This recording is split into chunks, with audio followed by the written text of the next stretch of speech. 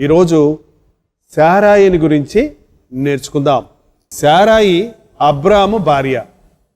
ఈ అబ్రాము శారాయి నది అద్దరిని విగ్రహారాధికులుగా ఉన్నారు. దేవునిని అన్వేషించేవారిగా ఉన్నారు. దేవుని యందు ఎంతో ఆసక్తి కలిగిన వారిగా ఉన్నారు. దేవునిని వెతికేవారిగా ఉన్నారు. దైవభక్తి గలవారిగా ఉన్నారు. అయితే వారు నిజదేవునిని ఎరగనందున వారి భక్తి ఆచారాలతో సంతృష్టి చెందక సత్యాన్వేషణలో మిగిలిపోయారు. అట్టి సమయంలో దేవుడు వారి యథార్థతను చూచి వారికి దర్శనమిచ్చాడు. మీకు తెలుసా, నన్ను వెతకువారు నన్ను కనుగొందురు అని ప్రభు చెప్పాడు. నిజదేవుణ్ణి ఎరగాలి అని ఎవరైతే ఆశిస్తారో తప్పక వారు ఆయనను కనుగొంటారు.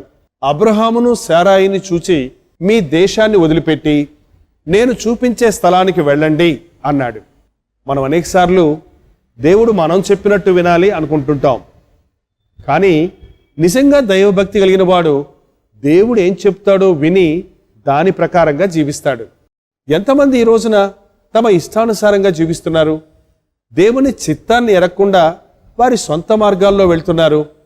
ఒక్కసారి ఆలోచన చేయండి. మీ జీవితాల్లో దేవునికి ప్రథమ స్థానం ఇచ్చారా?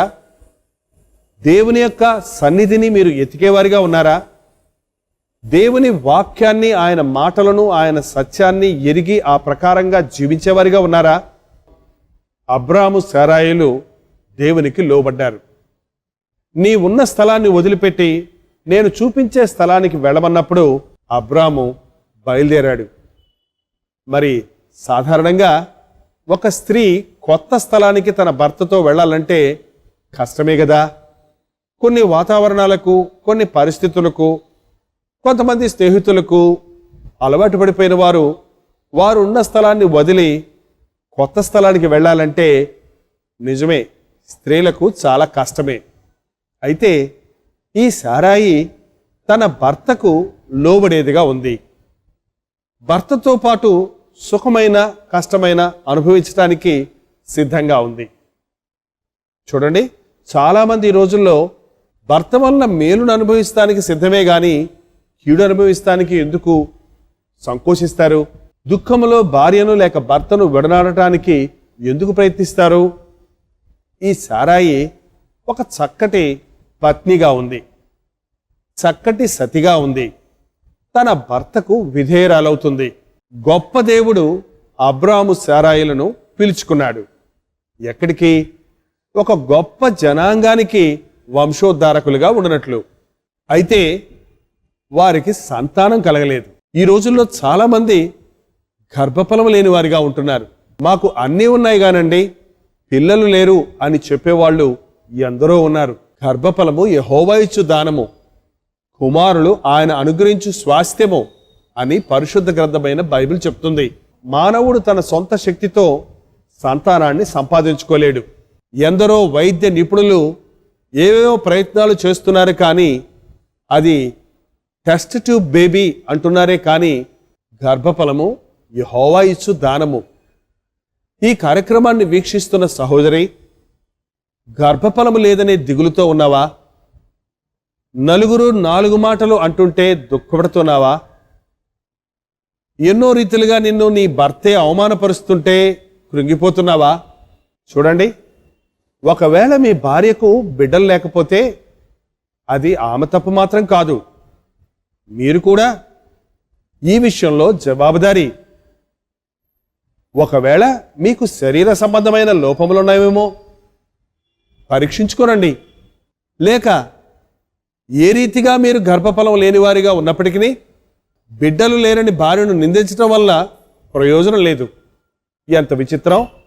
బిడ్డలు లేకపోతే ఆమెను విడిచి మరొకతను వివాహం చేసుకుంటానంటారు మన దేశంలో. అయితే ఈ దంపతులను చూడండి, బిడ్డలు లేరు అని అబ్రాము శారాయిని దూషించలేదు. బిడ్డలు లేరు అని శారాయి కృంగిపోలేదు. దేవుడు నాకు గర్భఫలము ఇస్తాడు అని వీరు విశ్వసించారు. మీరు కూడా విశ్వాసం ఉంచండి. ఈ రోజున ఎందరో గర్భఫలము లేనివారు యేసుక్రీస్తు నామములో ప్రార్థన చేసినప్పుడు చక్కటి బిడ్డలకు తల్లిదండ్రులయ్యారు. 7 సంవత్సరాలు, 8 సంవత్సరాలు, 9 సంవత్సరాలు, 10 సంవత్సరాలు, 12 సంవత్సరాలు మాకు పిల్లలు లేరే అన్నవారికి కూడా యేసుక్రీస్తు నామములో ప్రార్థన చేసినప్పుడు అద్భుతంగా గర్భఫలాన్ని పొందారు. ఒకవేళ మీకు కూడా పిల్లలు లేరు అనే కొరత ఉంటే, మీకోసం మేము ప్రార్థన చేయాలని ఆశిస్తే ఆ విషయాన్ని తెలియచేయండి. ఏదో మంత్రంలాగా మేము ప్రార్థిస్తే చాలదు, కానీ మీరిరువురు యేసుక్రీస్తునందు విశ్వాసం ఉంచి ప్రార్థించండి. తప్పక దేవుడు మీకు గర్భఫలమిస్తాడు. గర్భమును మూయవాడు ఆయనే, గర్భమును తెరయువాడు ఆయనే. ఎన్నో కష్ట సుఖాలను ఓర్చుకొని తన భర్తతో సాటి అయిన సహకారిగా సాగుతుంది ఈ సారాయి. ఆనాటి ప్రయాణము ఈనాడులాగా బస్సులు, ట్రైన్స్, ఫ్లైట్స్ కాదు కదా. గాడిద మీద, లేక ఒంటె మీద, లేక గుర్రం మీద ఎక్కి ఆ ఎడారుల్లో ప్రయాణం చేయవలసి వచ్చినప్పుడు సారాయి తన భర్తకు అన్ని విధాలా సహకరించింది. నీ కుటుంబం కట్టబడాలంటే నీవు నీ భర్తతో సహకరించాలి. కష్టాలు కలిగినప్పుడు తప్పుకోవడానికి ప్రయత్నించకూడదు, కానీ భర్తతో పాటు సుఖమైన, కష్టమైన, నష్టమైన ఇరువురు కలిసి నడిచినప్పుడు గొప్ప ప్రతిఫలాన్ని చూస్తారు. సారాయి అబ్రహాముతో పయనిస్తూ ఉంది. ఈనాడు దేవునికి భయపడిన భార్యాభర్తలు కావాలి. దేవునికి సమర్పించుకున్న దంపతుల ద్వారా దేవుడు తన కార్యాలను బయలుపరుస్తాడు, తన ఉద్దేశాలను నెరవేరుస్తాడు. ఒక గొప్ప జనాంగానికి తల్లిదండ్రులుగా ఉండటానికి, ఒక ప్రత్యేకమైన జనాంగానికి వంశోద్ధారకులుగా ఉండటానికి, దేవుని చేత ప్రేమించబడిన జనముగా, దేవుడు ఆశీర్వదించిన ప్రజగా, ఒక ప్రత్యేక జనముగా ఉండటానికి దేవుడు అబ్రాహాము సారాయిలను పిలిచాడు. వారిని పరిశుద్ధపరిచాడు. వారు తనను పూర్తిగా నమ్మునట్లుగా చేశాడు. అబ్రాహాము దేవుని నమ్మెను, అది అతనికి నీతిగా ఎంచబడెను అని వ్రాయబడినట్లుగా అబ్రాహాము సారాయిలు దేవుని యందు విశ్వాసం ఉంచి, మమ్మను పిలిచిన దేవుడు నమ్మదగినవాడు, మమ్ము దీవించేవాడు అని విశ్వసించాడు. చూడండి, ఈ రోజుల్లో చాలామంది దేవుడిని ఏదన్నా అడుగుతారు, అది దొరకనప్పుడు దేవుణ్ణే వదిలేస్తున్నారు. అడిగిన దానిని వెంటనే పొందాలని ఆశపడుతున్నారు. అయితే అబ్రాహాము సారాయిలు దేవుడు ఇచ్చే వరకు విశ్వాసంతో ఉన్నారు. ఒకరోజు దేవుడు అబ్రాహామును పిలిచి ఇలా చెప్పాడు.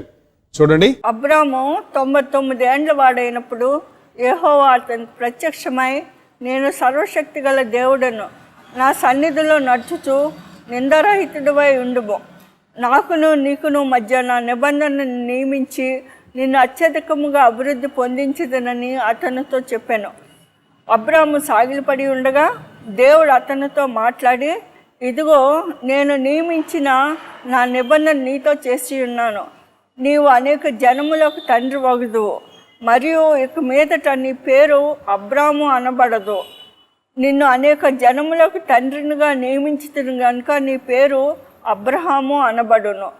అబ్రాహాము 99 ఏండ్ల వయసు కలిగినప్పుడు దేవుడు అతనికి దర్శనమిచ్చి, నేను సర్వశక్తి కలిగినటువంటి దేవుడను, నిన్ను జనములకు తండ్రిగా చేస్తాను అన్నాడు. చాలా ఆశ్చర్యంగా ఉంది కదా. 99 ఏండ్ల వృద్ధుడు, 89 ఏండ్ల వృద్ధురాలు గర్భఫలాన్ని పొందుతారా? అందుకే దేవుడు చెప్పాడు, నేను సర్వశక్తి కలిగినటువంటి దేవుడను, నేను అసాధ్యమైన కార్యాలను చేసేవాడను. ఈ వృద్ధాప్యంలో మీ పట్ల ఒక అద్భుతాన్ని నేను జరిగిస్తాను. మరియు దేవుడు నీ భార్య అయిన శారాయి పేరు శారాయి అనవద్దు, ఏలయనగా ఆమె పేరు శారా. నేను ఆమెను ఆశీర్వదించి ఆమె వలన నీకు కుమారుని కలుగజేసేదను. చాలా ఆశ్చర్యం.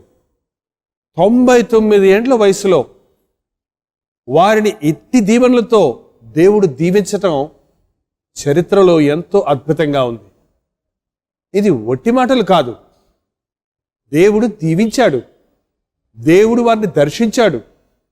వారిని దీవించడానికి ముందు ఎన్నో సంవత్సరాలు వారి విశ్వాసానికి పరీక్ష పెట్టారు. అబ్రహాము విశ్వాసమునకు పితరుడు అని పిలువబడ్డాడు. అయితే సారాయి అటువంటి విశ్వాసము కలిగి ఉండకపోతే అబ్రహాము దీవించబడలేడు కదా. ఒక పురుషుడు తాను ఒక్కడే దీవించబడతాను అనుకునటం అజ్ఞానం. భార్యాభర్తలుగా దేవుణ్ణి వెంబడించినప్పుడు, నీవు నీ భార్య కలిసి ఆయన యందు విశ్వాసం ఇచ్చినప్పుడు మీ కుటుంబంలో అద్భుతాలు జరుగుతాయి. చాలాసార్లు నా భర్త సరిలేడు, నా భార్య సరిలేదు అని దూషించుకుంటూ నిందించుకుంటూ నా భక్తిని నేను చూసుకుంటాను అన్నట్టుగా ప్రవర్తిస్తున్నారే గాని దేవుడు జతపరిచిన మీ ద్వారా దేవుడు తన కార్యాలు జరిగించాలని ఆశిస్తున్నాడు అని గుర్తిస్తున్నారా? ఒక కుటుంబాన్ని దీవించాలన్నప్పుడు వారిని పిలిచి, వారిని పరీక్షించి, వారిని అన్ని విధాలా సిద్ధపరిచి, వారికి వాగ్దానాలు ఇచ్చి, తగిన సమయంలో వారిని వంశోద్ధారకులుగా చేశాడు. ఒకవేళ మీ కుటుంబంలో సమాధానం లేదేమో, భార్యాభర్తలుగా మీరు ఏకీభవించలేకపోతున్నారేమో.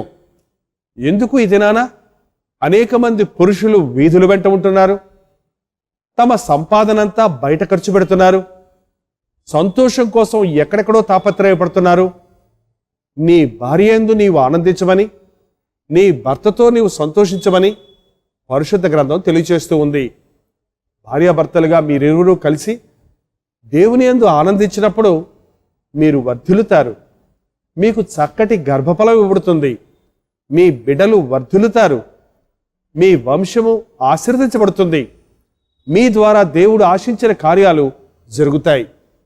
కాబట్టి ఇప్పుడైనా మిమ్మల్ని మీరు తగ్గించుకొని, మీ తప్పులను ఒప్పుకొని ఒకరితో ఒకరు సమాధానపడండి. స్త్రీగా నీవు నీ భర్తతో సహకరిస్తే తప్ప ఆయన ఏమి చేయలేడు. అందుకే బైబిల్ చెప్తుంది, జ్ఞానవంతురాలు తన ఇల్లు కట్టును, మూఢురాలు తన చేతులతో తన ఇల్లు ఊడబెరుక్కొనును. ఒక స్త్రీ యోగ్యురాలుగా ఉంటే తన భర్తతో సహకరిస్తే అతను ఏమైనా చేయగలడు. కానీ ఇంటిలో ఉన్న నీవే నీ భర్త మీద తిరగబడితే, అతనిని వేధిస్తే అతని జీవితంలో ఏమీ సాధించలేడు. ఒకవేళ ఆయనలో కొరతలు ఉన్నప్పటికీ, బలహీనతలు ఉన్నప్పటికీ, నీవు నీ భర్తతో కష్టసుఖాలను అనుభవించడానికి సిద్ధపడ్డప్పుడు అద్భుత కార్యాలను దేవుడు నీ కుటుంబంలో జరిగిస్తాడు. భర్త అజ్ఞాని అయినా భార్య జ్ఞాని అయితే కుటుంబం కట్టబడుతుంది. భర్త జ్ఞాని అయినా భార్య అజ్ఞాని అయితే కుటుంబం కూలిపోతుంది.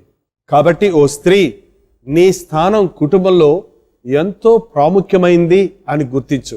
పేతురు రాసిన మొదటి పత్రిక 3వ అధ్యాయము 5వ వచనాన్ని చూస్తే, అటువలే పూర్వము దేవుని ఆశ్రయించిన పరిశుద్ధ స్త్రీలను తమ స్వపురుషులకు లోబడి ఉండుట చేత తమను తాము అలంకరించుకొనిరి. ఆ ప్రకారము శారా అబ్రహామును యజమానుడని పిలుచుచు అతనికి లోబడి ఉండెను. మీరును యోగ్యంగా నడుచుకొనుచు ఏ భయమునకు బెదరకు ఉన్న ఎడల ఆమెకు పిల్లలు అగుదురు. చూసారా, పరిశుద్ధ స్త్రీలని ఎవరు అనబడ్డారు? స్వపురుషులకు లోబడ్డవారు. శారా తన భర్తను యజమానుడని పిలిచి అతనికి లోబడి ఉందట. ఎంతగా శారా తన కుటుంబాన్ని కట్టుకోవడానికి, విశ్వాసంలో తన కుటుంబాన్ని కాపాడుకోవడానికి, తన భర్తతో ఏకీభవించి అద్భుత కార్యాలను తన జీవితంలో చూడడానికి కారకురాలైందో చూడండి. దేవుడు అబ్రాముకు దర్శనమిచ్చి, నేను సర్వశక్తి కలిగినటువంటి దేవుడను, నిన్ను జనములకు తండ్రిగా చేస్తాను అన్నాడు. ఇక మీదట నీ పేరు అబ్రాము కాదు, అబ్రహాము అనబడతావు. అబ్రాము అంటే గౌరవనీయమైన తండ్రి, అంటే ఉరకే పేరుకు తండ్రి. వివాహము కాకపోయినా, పిల్లలు లేకపోయినా కొందరు తండ్రి అని పిలువబడుతున్నారు కదా. ఆ రీతిగా పిల్లలు లేని తండ్రి. అయితే ఈ పిల్లలు లేని తండ్రిని దేవుడు ఆశీర్వదించి అద్భుత కార్యాన్ని జరిగించి, నేను నిన్ను జనములకు తండ్రిగా చేస్తాను అంటున్నాడు.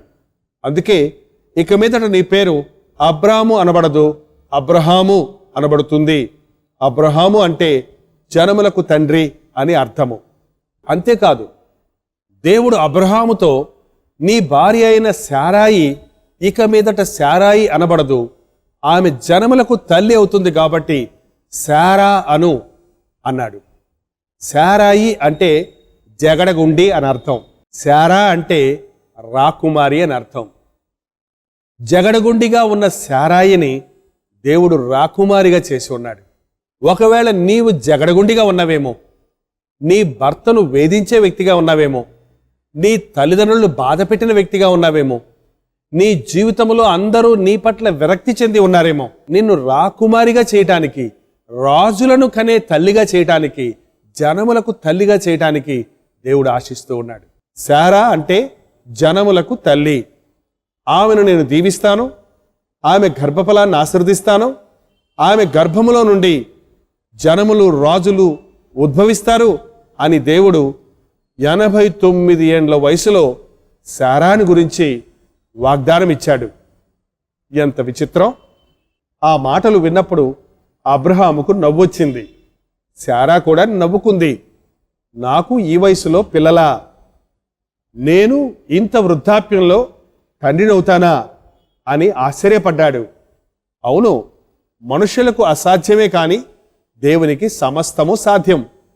ఒకవేళ నీ కుటుంబంలో పిల్లలు లేనని కొడుతుందేమో, విశ్వసించు, అద్భుతాన్ని చూస్తావు. బలం ఊడిగిపోయింది, స్త్రీ ధర్మం నిలిచిపోయింది, ఈ వృద్ధ దంపతులకు సంతానం ఎలా కలుగుతుంది అని అందరూ సందేహించారు. కానీ అబ్రహాము శారాయిలు తాము నమ్మిన దేవుడు నమ్మదగిన వాడిని విశ్వసించారు. దేవుడు వాగ్దానం ఇచ్చినట్లే అబ్రహాముకు 100 ఏండ్ల వయసు వచ్చినప్పుడు, శారా 90 ఏండ్ల వయసులో ఉన్నప్పుడు చక్కటి కుమారుడికి జన్మమిచ్చింది. ఇది చరిత్ర, ఇది నిజం. ఆ అబ్రహాము శారాయిల కుమారుడే ఇస్సాకు. ఆ ఇస్సాకు సంతానమే నేటికిని ఒక ప్రత్యేకమైన వంశముగా ఇశ్రాయేలు జనాంగంగా ప్రపంచంలో నిలిచి ఉంది. ఇంకో గొప్ప సంగతి, ఆ ఇశ్రాయేలు జనాంగములో నుండే లోకరక్షకుడైన యేసుక్రీస్తు ఉద్భవించాడు. నిన్ను నన్ను రక్షించటానికి, దేవుడు నరావతారుడుగా ఈ లోకంలోనికి రావడానికి యోగ్యమైన దంపతులు దేవునికి కావలసి వచ్చింది. తన అనాది సంకల్పము చొప్పున ఒక ప్రత్యేకమైన జనాంగాన్ని ఏర్పరిచి, వాగ్దానాల నెరవేర్పుగా, ప్రవచనాలు నెరవేరునట్లుగా ఆ ప్రత్యేకపరచబడిన జనాంగమైన అబ్రహాము సంతానములో నుండే మెస్సయ్య ఈ లోకంలోనికి వచ్చి ఉన్నాడు. యేసుక్రీస్తు ఈ లోకంలో జన్మించి ఉన్నాడు. ఆదియందు వాక్యముండెను, వాక్యము దేవుడై ఉండెను, వాక్యము దేవుని యొద్ద ఉండెను అన్న మాట నెరవేరునట్లుగా, ఆ వాక్యము కృపా సత్య సంపూర్ణుడై శరీరధారిగా మన మధ్యను నివసించను అన్న మాట నెరవేరినట్లుగా యేసుక్రీస్తు మానవుడిగా ఈ లోకంలో జన్మించాడు. పాపమునకు బానిసలమైన, నరకానికి నాశనానికి పోతున్న మనలను విడిపించటానికి యేసుక్రీస్తు ఈ లోకంలో జన్మించి ఉన్నాడు. ఇంకో విధంగా చెప్పాలంటే, ఆనాటి శారాయి దేవుని యందు విశ్వాసముంచి తన భర్తకు విధేయురాలై దేవుని చిత్తానికి తన్ను అప్పగించుకుంది గనుక రక్షకుని రాకడకు కారకురాలైంది. నీవు దేవునికి లోబడితే నీ ద్వారా దేవుడు గొప్ప కార్యాలు జరిగిస్తాడు. ఈ వర్తమానాన్ని వింటున్నటువంటి దంపతులారా, మీ కుటుంబ జీవితంలో ఏ కొరత ఉన్నప్పటికీ, ఏ అవసరత ఉన్నప్పటికీ దానిని తీర్చగలిగిన సర్వశక్తిమంతుడైన దేవుని యందు విశ్వాసం ఉంచండి. నాకు సర్వాధికారము ఇవ్వబడినది అని చెప్పిన యేసుక్రీస్తు నీ రోగాలను స్వస్థపరచడానికి, నీకు గర్భఫలాన్ని ఇవ్వటానికి, నీ జీవితంలో అద్భుతాలను చేయటానికి, మరి ముఖ్యముగా నిన్ను నిత్య నరకము నుండి తప్పించి ఆయన రాజ్య వారసుడిగా చేసుకునడానికి శక్తి కలిగిన వాడిగా ఉన్నాడు. ఇంత గొప్ప యేసయ్యను మీరు విశ్వసిస్తున్నారా? ఈ యేసుక్రీస్తుని గురించి మీరు అర్థం చేసుకుంటున్నారా? ఈ ప్రభు యొక్క ప్రేమను అనుభవిస్తున్నారా? ఈరోజే యేసుక్రీస్తునందు విశ్వాసం ఉంచండి. గర్భఫలం కావాలా? ఆయన అడగండి. దేవుడిచ్చిన గర్భఫలం అంటే మీ కుమారులు కుమార్తెలు ప్రయోజకులుగా లేరా? నిష్ప్రయోజకులు అయిపోయి ఉన్నారా? అభివృద్ధి లేని పరిస్థితుల్లో ఉన్నారా? కరువులో ఉన్నారా? బిడలను చదివించలేని పరిస్థితుల్లో ఉన్నారా? వారికి ఫీజులు కట్టలేక బాధపడుతున్నారా? యేసునందు విశ్వాసం ఉంచండి. ఆయన మీ అవసరతలన్నీ తీర్చగలిగిన వాడు, మీ సంపాదన దీవించగలిగిన వాడు, మీకు మంచి అభివృద్ధిని అనుగ్రహించగలిగిన వాడు, మిమ్మల్ని ఆశీర్వదించేవాడు.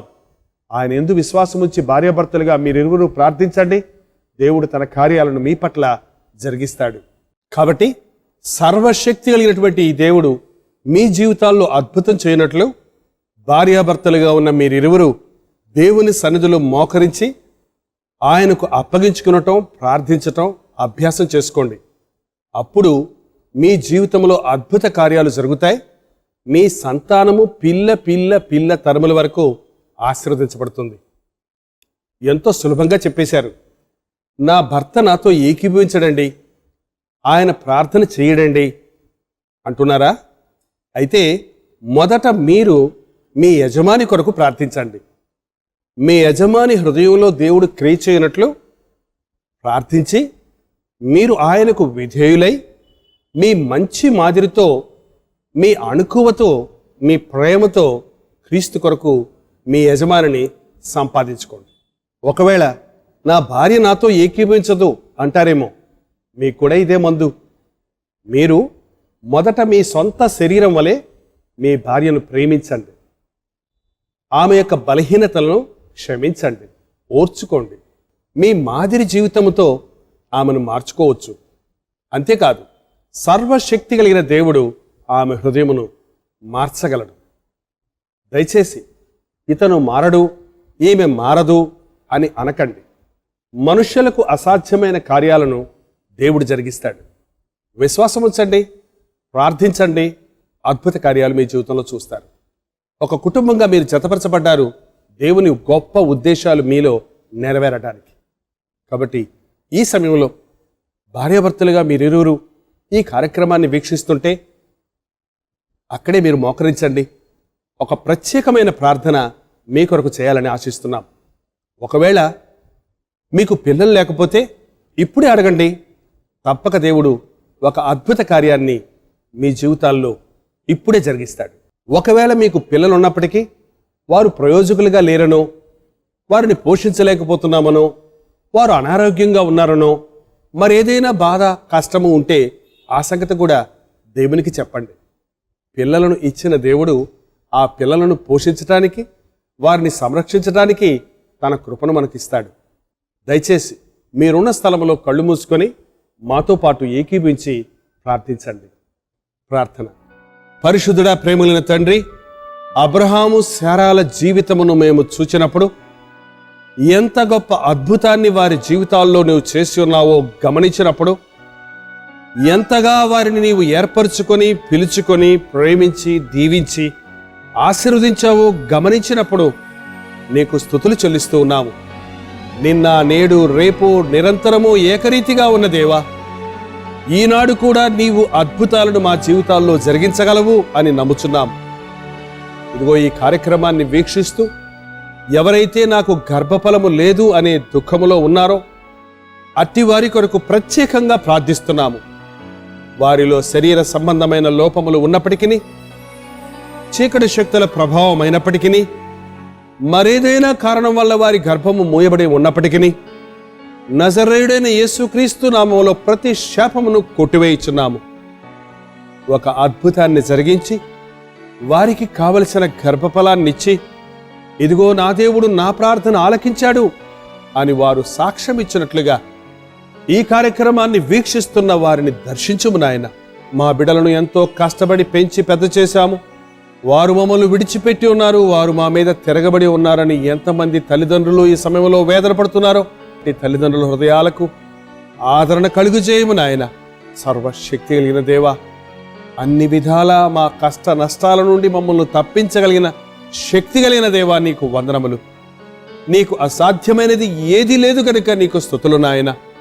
ఈ కార్యక్రమాన్ని వీక్షిస్తూ ఈ ప్రార్థనలో ఏకీభవిస్తున్న వారికి ఏ కొరత ఉన్నదో, అది శరీర సంబంధమైన అనారోగ్యమైనప్పటికీ, ఆర్థికమైన ఇబ్బంది అయినప్పటికీ, మానసికమైన వేదన అయినప్పటికీ, బిడ్డలు లేరనే కొరత అయినప్పటికీ, అప్పుల బాధ అయినప్పటికీ, మరే విధమైన అవస్థ అయినప్పటికీ, నీ యందు విశ్వాసం ఉంచిన వారిని విడిపించే దేవుడవు గనక నీ నామములో అట్టి వారికి విడుదల కలుగు చేయము తండ్రి.